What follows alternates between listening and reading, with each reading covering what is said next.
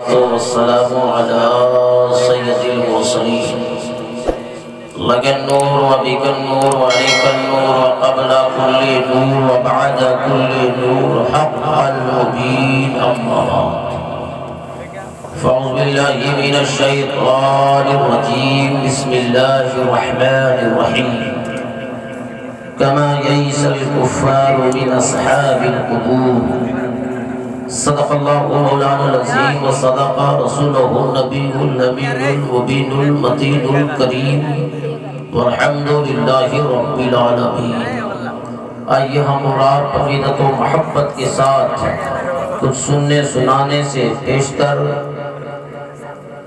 आका नामदार मदीने के ताजदार लंबे लंबे हाथों से भीख देने वाले मुस्तफ़ा, गरीबों को सहारा देने वाले मुस्तफ़ा, यतीमों को सहारा देने वाले मुस्तफ़ा, बेवाओं को सहारा देने वाले मुस्तफ़ा, दुनिया में काम आने वाले मुस्तफ़ा, कब्र में काम आने वाले मुस्तफ़ा, गुनहगार उम्मतों की गुनाहों की बख्शिश करने वाले मुस्तफ़ा, अपनी उम्मत को हाथ पकड़ पकड़ के साथ जन्नत ले जाने वाले मुस्तफ़ा, हज़रत अब्दुल्लाह के लफ्ज़े जिगर, हज़रत अब्दुल मुत्तलिब के जिगर पारे, हम गुनहगार उम्मतियों के कश्तियों के खेवर हारे, जनाब अहमद मुज्तबा मुहम्मद मुस्तफ़ा सल्लल्लाहु तआला अलैहि वसल्लम की बारगाह नाज़ में अक़ीदत व मोहब्बत के साथ जी लगाकर बाबा से बुलंद दरूद पाक अल्लाहुम्मा सल्ली अला सय्यिदिना शफ़ीअना मौलाना मुहम्मदिन मअदिल जूद वल करम वल इल्म वल हिक्म सलातो सलामन अलैका या रसूलल्लाह सल्लल्लाहु तआला अलैहि वसल्लम। हज़रात, 1:45 तकरीबन बज गया और आपके जलसे का खुसूसी शायर लाजवाब मद्दाह रसूल हज़रत क़ारी मुजाहिद रजा मुजाहिद को बाकी रखा गया कि हो सकता है आप मेरी कीमत ना समझें और चल पड़े। और हिंदुस्तान का एक और बहुत ही पसंदीदा लहजा शायर आज़म हिंदुस्तान हज़रत क़ारी शहजाद संभलपुरी साहब आपके गांव में शायद पैदा हुए हैं, मगर आपसे ज़्यादा पूरा मुल्क इनको प्यार करता है। मुझसे पेशतर मद्दाह रसूल जनाब क़ारी अकरम नवाज साहब ने वाक़ई में आज नवाजा है। इतना अच्छा पढ़ा उन्होंने कि लग रहा था कि और पढ़ें, मगर मजबूरी है। और मैं एक बच्चा शायर को साथ में लाया, बच्चा है मगर दिल का बड़ा सच्चा है। उलमा नवाज हैं, आलम हसनी साहब ने जो कलाम पढ़ा आला हज़रत का, अच्छा पढ़ा कि नहीं पढ़ा? अरे बोलो ना भाई, बहुत अच्छा अभी नहीं पढ़ा, सिर्फ अच्छा पढ़ा। आप दोबारा अगर इनको टाइम दे दीजिएगा तब ये बहुत अच्छा पढ़ेंगे, इनको टाइम नहीं मिलता है। असल इनकी दाढ़ी सफ़ेद देख करके लोग इनकी कीमत नहीं समझ पाते, हकीकत है। लेकिन जो पढ़ने वाला उनको समझ में आया होगा कि पढ़ते क्या है। हमारे नकीब साहब क्या नाम है? नकीब सदाबहार हज़रत मौलाना साजिद अस्तकी साहब बड़ा अच्छा बोल रहे हैं। अल्लाह ताला दीन दुनिया चगनी तरक्कियां अता फरमाए। और मेरी जमात का एक लाजवाब आलिम, लाजवाब शायर, लाजवाब इमाम, लाजवाब खतीब पढ़ा गया था। आपके पास जवाब है? नहीं ना भाई? तो 4 सवाल का जवाब। फातिहा पहली बार किसने किया? सलाम किसने पढ़ा? उर्स किसने मनाया? क्या सवाल हुआ? आप ये तीनों सवाल का जवाब जानते हैं? नहीं। सीख जाइएगा, जिंदगी भर काम आएगा कि नहीं आएगा? तो जितने मर्द बैठे हाथ उठाइए, दिल से नारा लगाइए, नारे तकबीर, नारे रिसालत,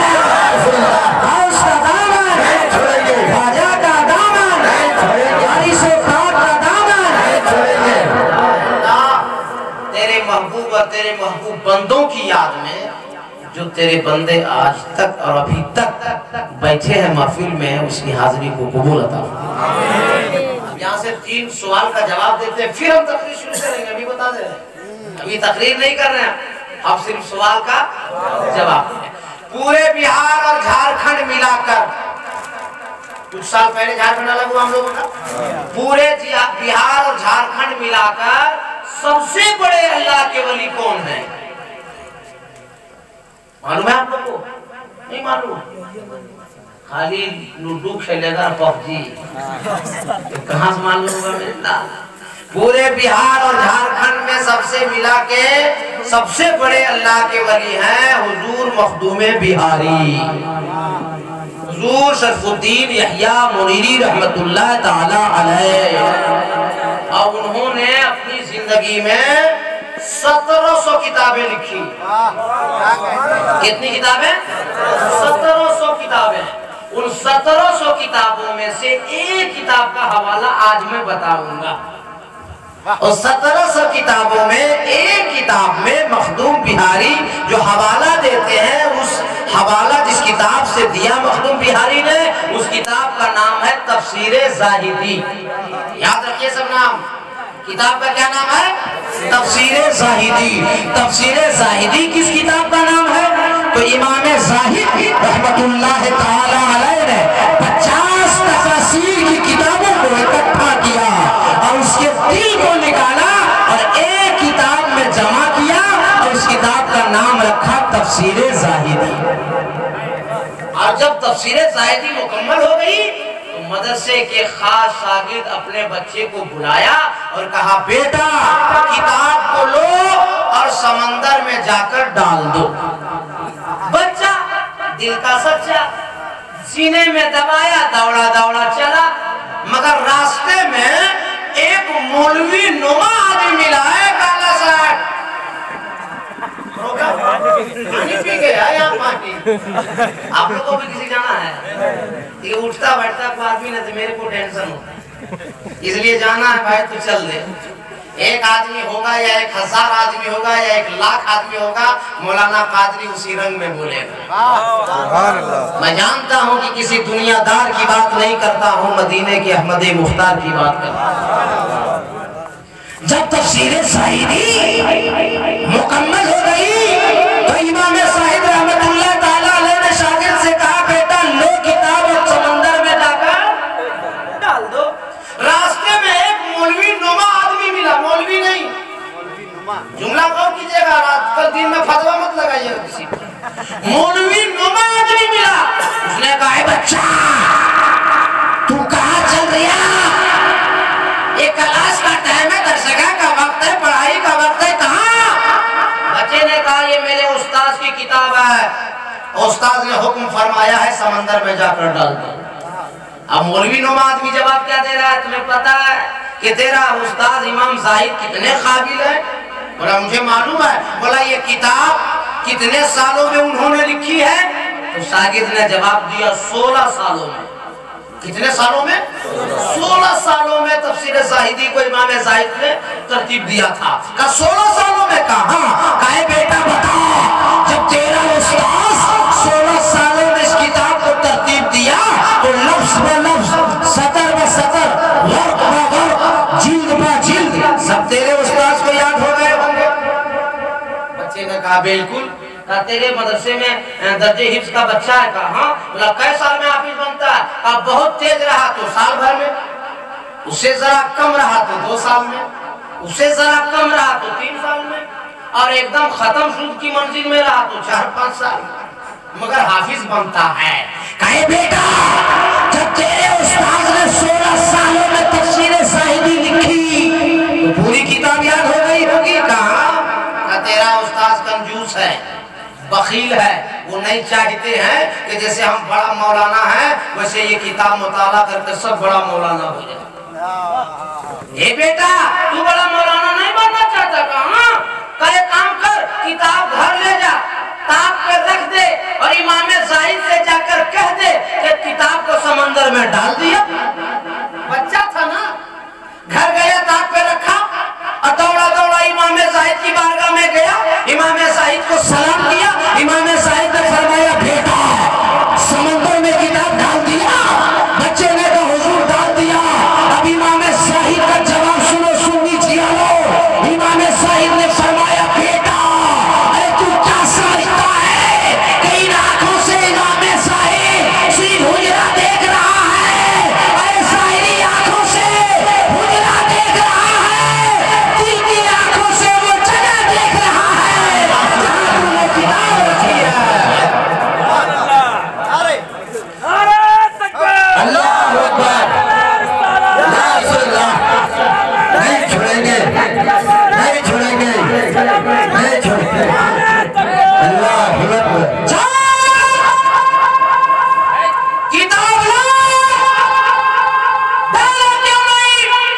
बच्चा बोला हजरत एक मौलवी मिल गया। कैसा? ऐसा ऐसा कभी पहले देखा नहीं, पहली बार। इमाम ज़ाहिद फरमाते मौलवी नहीं था, ऐसे ही रूप आधारों करने वालों के लिए कुरान में अल्लाह ने फरमाया इन्न शैताना लिल इंसानी अदुव्वुन मुबीन, जिससे इंसान को बचने का हुक्म है। बेटा जा। लड़का दौड़ा दौड़ा घर गया, किताब को लिया, इमाम ज़ाहिद की बारगाह में हाजिरी दी। इमाम ज़ाहिद ने फरमाया बेटा जाओ समंदर में किताब डाल दो। अब बच्चे ने सीने से किताब लगाई है और कह रहा है अब किसी की नहीं सुनेंगे, किताब समंदर में डालेंगे, अब किसी की बात नहीं मानेंगे, समंदर में किताब डालेंगे। अब जब समंदर के किनारे बच्चा गया है तो क्या देखता है, तमौज उठा, लहर बनी, अचानक समंदर के अंदर से एक हाथ लंबा हुआ और बच्चे की गोद से किताब को उचक लिया। हाथ समंदर के अंदर, बच्चा हैरान, समंदर से इतना लंबा हाथ कैसे? अभी बच्चा सोच ही रहा था, दोबारा तमौज बना, लहर उठी समंदर में और हाथ बाहर निकला और बच्चे की गोद में किताब। अब जब बच्चा किताब लिया तो बड़ा हैरान है शाहजाद भाई, एक कतरा पानी नहीं, एक नुक्ता मीठा नहीं, एक सतर हटी नहीं, किताब बिल्कुल गर्म है। लड़का बड़ा परेशान है, या अल्लाह मेरी आंखों के सामने किताब समंदर के अंदर गई है और पानी से भीगी नहीं किताब है। सीने से लगाया, दौड़ा दौड़ा गया, सलाम किया और अपने उस्ताद इमाम ज़ाहिद को किताब पेश किया। हुजूर लीजिए, समंदर में डाल दिया बेटा? हुजूर डाल दिया। क्या हुआ बेटा? ऐसा ऐसा हुआ। अब इमाम ज़ाहिद ने पहला वर्क पलटा है, मुस्कुराने लगे हैं। दूसरा वर्क पलटा, अपने सर को झुका दिए। तीसरा वर्क पलटा, मुस्कुराने लगे। चौथा वर्क पलटा, फिर से झुका दिया। बच्चे ने कहा समंदर लेकर किताब गए, ऐसा ऐसा वाकया और माजरा हुआ, आपको लाकर दिए हैं तो कभी मुस्कुराते हैं, कभी सर झुकाते हैं, कभी मुस्कुराते हैं, कभी सर झुकाते हैं। और क्लियर कट मामला कीजिए और वो ब्रेन हेमरेज हो जाएगा, हम पागल हो जाएंगे। इमाम ज़ाहिद ने फरमाया तो सुन लियो कि 16 साल की मेहनत से जो मैंने किताब लिखी थी, समंदर जब तूने डाला बेटा तो इस वक्त इस समंदर में खिज़र अलैहिस्सलाम मौजूद है। सही का निशान देखता हो तो दिल झूम जाता है, गलत का निशान देखता हूं तो शर्म से सर झुक जाता है।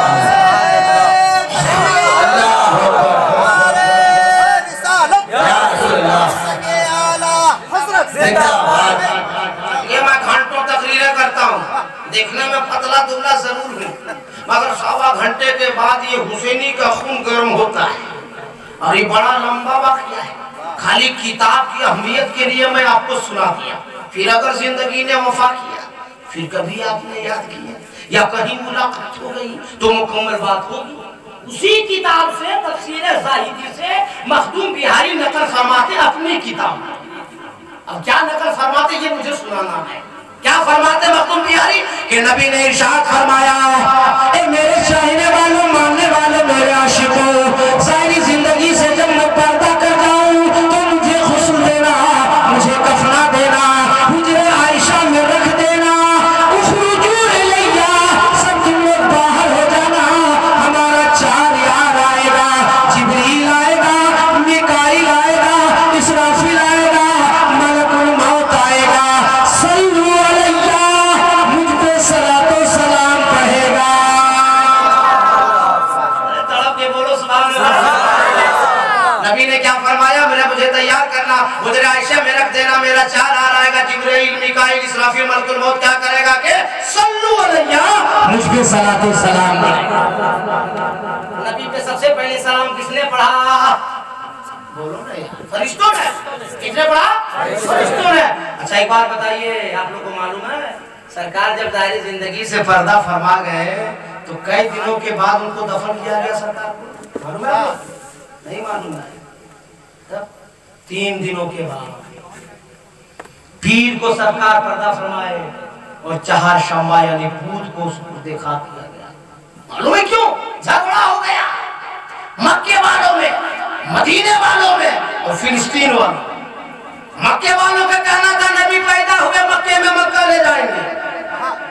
फिलिस्तीन वालों का कहना था पैदा हुए मक्के में, मगर पहला सजदा मुस्तफा ने बैतुल मुकद्दस की जानिब किया, इसलिए मुस्तफा को बैतुल मुकद्दस में लाएंगे। लेकिन मदीने वालों का कहना था जब मदीना आ गए तो हम लोग जाने नहीं देंगे। 3 दिनों तो रखा रहा, तो 3 दिन हुआ क्या इसको हमें बताना, 3 दिन हुआ क्या? और ये सारा वाक़या मखदूम बिहारी बता रहे जी, 3 दिन हुआ क्या? तो सुनो क्या हुआ। सरकार का जनाजा रखा हुआ है, समझ में बात आ रही है? और सरकार का जनाजा 3 दिन तक झगड़ा ये होता रहा। अब मखदूम बिहारी फरमाते हैं कि जनाजा तैयार करके हुजूर आयशा में रखा गया, तो जॉब पर जॉब, काफिला दर काफिला, पहले कुरैश वाले, फिर मर्द, फिर औरतें, फिर बच्चे लोग आते गए और नबी की बारगाह में सलाम पढ़ते गए। और सलाम पढ़ने वालों में कौन है?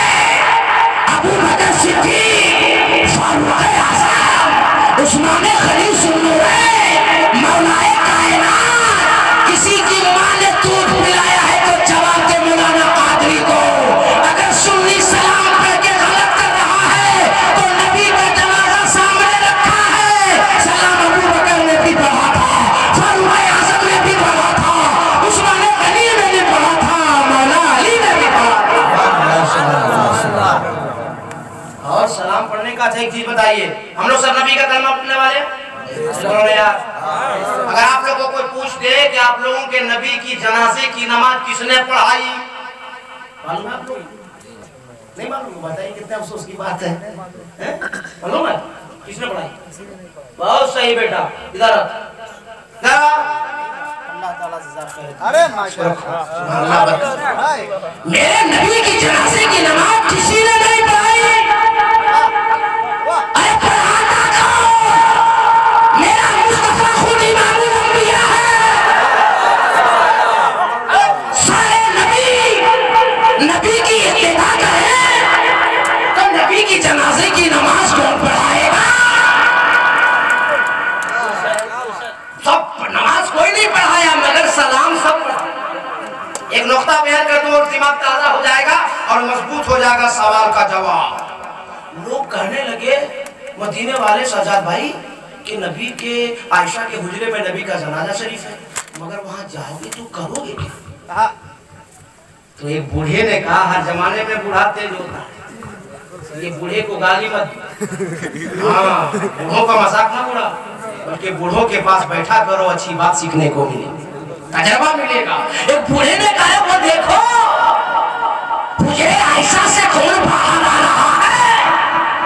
मौला अली आ रहे हैं, पीछे बीबी फातिमा आ रही है, दाएं जानिब इमाम हसन है, बाएं जानिब इमाम हुसैन है। अरे चलो ना मौला अली से पूछ लेंगे, जो मौला अली किए होंगे वही हम सब करेंगे। कौन मौला अली?